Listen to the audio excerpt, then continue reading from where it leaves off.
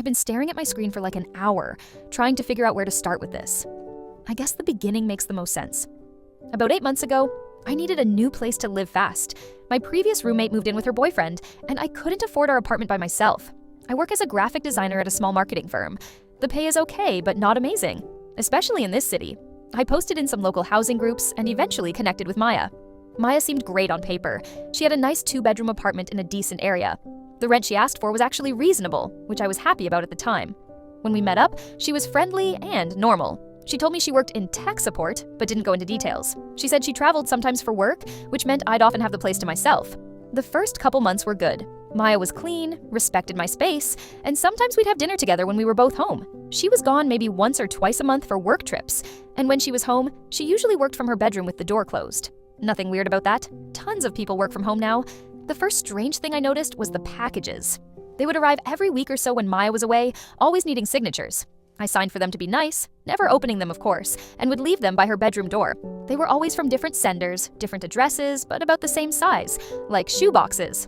Then I started noticing her phone calls. Maya would take them in her room, but sometimes I'd hear her talking in what sounded like some kind of code. Numbers and weird phrases that didn't make sense.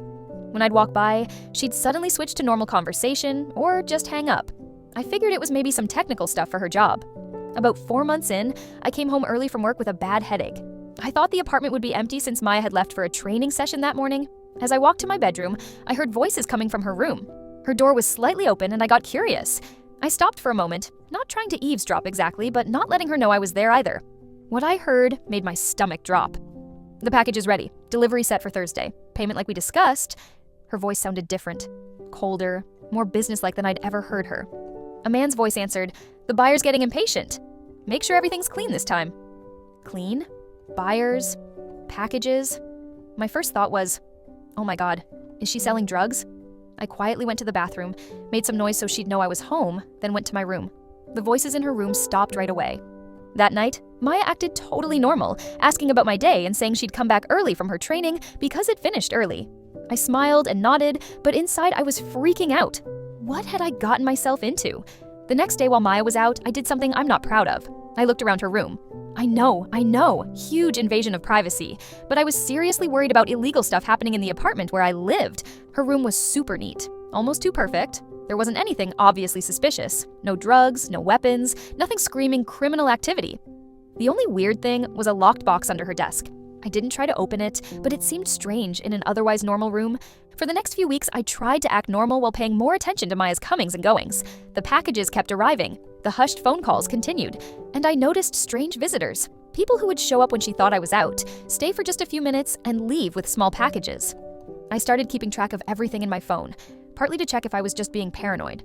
Dates, times, descriptions of visitors. I even took a few quick pictures when I could. Was this too much? Probably. But I was genuinely scared about what might be happening in my own home. Things came to a head last Wednesday. I was working from home at my desk when Maya came out of her room looking surprised to see me there. "I thought you were at that client meeting today," she said, clearly caught off guard. "It got moved to next week," I replied, noticing she was carrying a small package wrapped in brown paper. "Right?" She hesitated, then asked, "Could you run to the store for me? I need some stuff for dinner, but I have a call in 5 minutes." It was such an obvious attempt to get me out of the apartment that I almost laughed. I agreed anyway, taking my time getting ready, watching her get more and more anxious. Once I left the building, I walked around to where I could see our living room window. Within minutes, a guy in a business casual outfit hurried into our building. He emerged less than 5 minutes later, holding what looked like the package Maya had been carrying. That was it. I couldn't keep living like this. When I came back to the apartment an hour later, with groceries as my cover, I confronted her directly. "Maya, I need to know what's going on," I said, my voice shaking even though I tried to stay calm. She looked at me with this weird, calm expression. "What do you mean? The packages, the visitors, the secret phone calls? Are you dealing drugs from our apartment? Because if you are, I need to move out right now." My heart was pounding so hard I could feel it in my throat, and then she did something unexpected. She laughed, not nervously, but like she was genuinely amused. "Drugs? Is that what you think this is?" She shook her head, still smiling. "Come with me." She led me to her room and unlocked the box I'd seen before. Inside were several phones, still in their packaging, and what looked like small electronic devices and tools. "I unlock phones from SIM locks," she explained. People bring me phones that are locked to specific carriers, and I bypass the restrictions so they can be used with any SIM card. It lets people switch carriers without buying a new phone, or sell their phone for more money since unlocked phones are worth more. Some of what I do falls in a gray area legally, which is why I'm careful about who knows. I stood there, not knowing what to say. But the code words? The secret meetings? Some of my clients are still under contract with their carriers. What I do isn't exactly illegal, but it does violate terms of service agreements. If carriers found out, they could blacklist the phones or even pursue legal action in some cases. That's why we're careful about how we talk and meet. She showed me a spreadsheet on her laptop.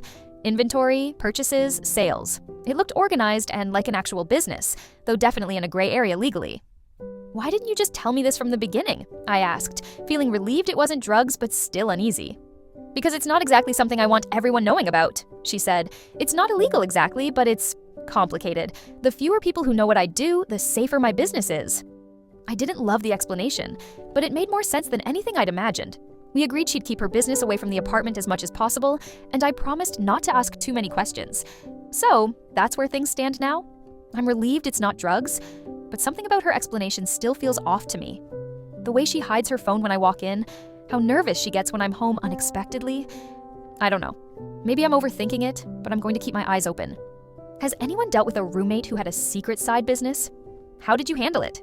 Should I be concerned that she might be involved in something more serious than just unlocking phones? Wow, thanks for all the comments and messages. I didn't expect so many people to relate to this. I've read all your thoughts, and honestly, a lot of you have brought up concerns that have been bugging me too. First, addressing what most of you said. Yes, I realize I might be naive. Many of you pointed out that the phone unlocking story sounds sketchy, and that Maya might be involved in something worse. Those thoughts have definitely crossed my mind since I posted. Yesterday, I did some digging. I looked up phone unlocking businesses, and while they do exist, they usually have storefronts, or at least websites. Maya doesn't have either as far as I can tell. I also checked Maya's social media and found her LinkedIn profile, which says she works in customer service for a cell phone carrier. When I casually mentioned this over breakfast, asking if that's how she gets connections for her unlocking business, she got flustered and said she keeps her side business separate from her regular job. That might be true, but something still feels off. Then last night, I heard Maya on the phone in her room. Our walls are thin, and I could hear parts of her conversation. We need to close these accounts. No, they can't be traced back. Make sure the IDs match this time. IDs? Accounts? This doesn't sound like simple phone unlocking to me. This morning, Maya left for work, but wasn't carrying any packages or phones, just her laptop bag. I'm starting to think the phone unlocking story might be just another cover. But what's really going on? Should I be worried? Am I just being paranoid again? Some of you suggested I move out immediately, but I can't afford to break the lease right now. And if I'm wrong, again, I'd feel pretty stupid. For now, I'm saving money and quietly looking for another place. I'll update if anything else happens. Has anyone dealt with a roommate who was hiding something serious? What did you do? I can't believe what's happened since my last update. Thank you all for the advice in the comments. It really helped me figure out what to do. 3 days ago, I was at work when I got a notification on my phone. I had set up a small security camera in my bedroom, just facing my door, not the rest of the apartment, after several commenters suggested it. The camera showed movement in my room while I was away. I checked the footage and saw Maya going through my desk drawers and using my laptop. She spent about 15 minutes looking through my stuff before carefully putting everything back exactly as it was. I was so shocked I had to go to the bathroom to process what I'd seen. Why was she going through my things? What was she looking for? I called my friend Eli, who knows a lot about computers, and asked if he could check my laptop that evening. I didn't tell Maya he was coming over. Eli found something called a keylogger on my computer, a program that records everything you type, including passwords. He removed it and helped me change all my passwords right away. The next morning, I confronted Maya. I didn't mention the camera, just asked why she'd put spyware on my computer. Her reaction told me everything I needed to know. First, she denied it completely. Then, when I mentioned Eli had found and removed it, she changed her story. I was just making sure you weren't going through my stuff, she claimed. I noticed some things moved in my room. By spying on me? I asked. That's messed up. That's when her whole attitude changed. The friendly roommate disappeared, replaced by someone cold and defensive. Look, she said, what I do is my business. If you're smart, you'll forget about this, and we can go back to normal. It felt like a threat. I told her I was going to stay with a friend for a few days. She just watched me pack with this creepy calmness. I went straight to my friend Bridget's place. Once there, I called the non-emergency police line to ask about my options.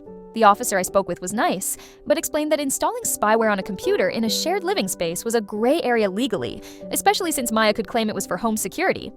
The next day, I got security alerts from my bank and email accounts. Someone was trying to access them.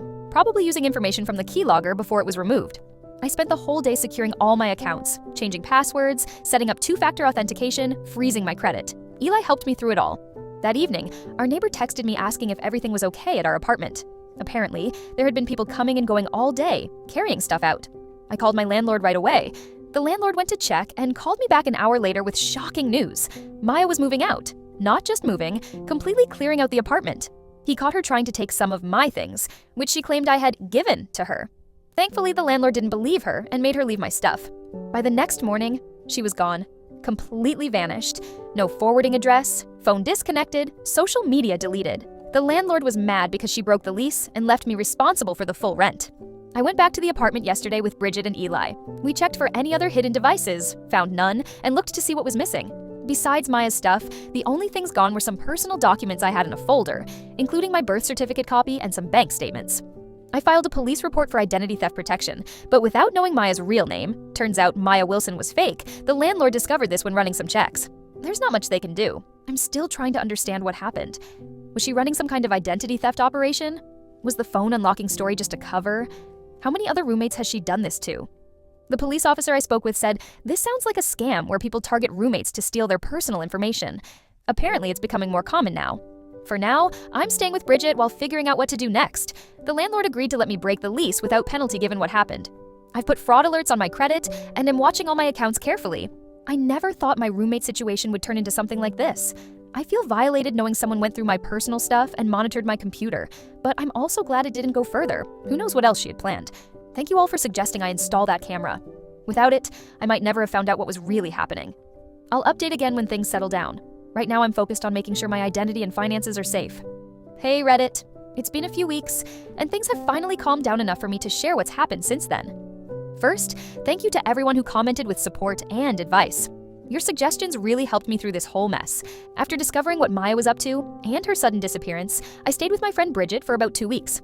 I spent that time making sure my identity was secure, putting fraud alerts on my credit, changing all my passwords, and getting a new phone number. I also focused on finding a new place to live. I found a small studio apartment in a secure building with a good landlord who actually did proper background checks.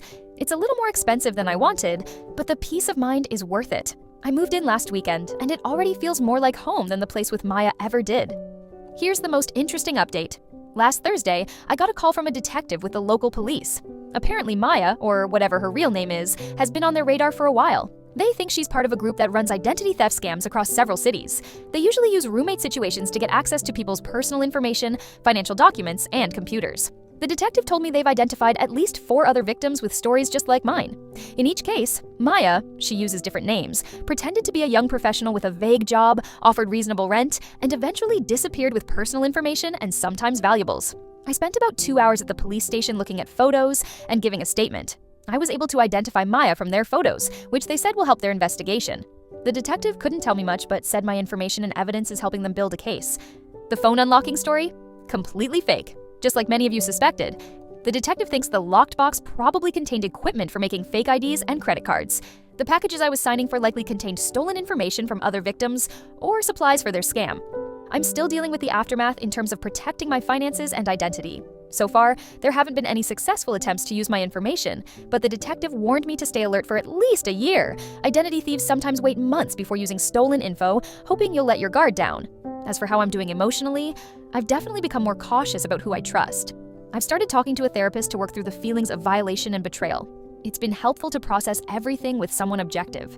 This whole experience has shown me how many good people I have in my life. Bridget let me stay with her without hesitation. Eli spent hours helping secure my digital life. My parents offered to help financially. Even my boss was understanding, giving me flexibility while I dealt with everything. I've learned some hard lessons about trusting too quickly and ignoring warning signs. The vague job description, the inconsistent stories, the secretive behavior, all red flags I chose to overlook. But I've also learned I'm stronger than I thought. To those who asked if I'll ever have another roommate, not anytime soon. I'm enjoying living alone, even if it means cutting back on other expenses to afford it. For anyone in a similar situation with suspicions about a roommate, trust your gut. Document everything. Protect your important documents and digital information, and don't be afraid to ask questions. It's better to be a little paranoid than to become a victim. I probably won't post any more updates unless something major happens with the case. I'm ready to move on from this whole experience. Thank you all again for your support and advice throughout this crazy situation. It really helped knowing I wasn't alone. Stay safe out there.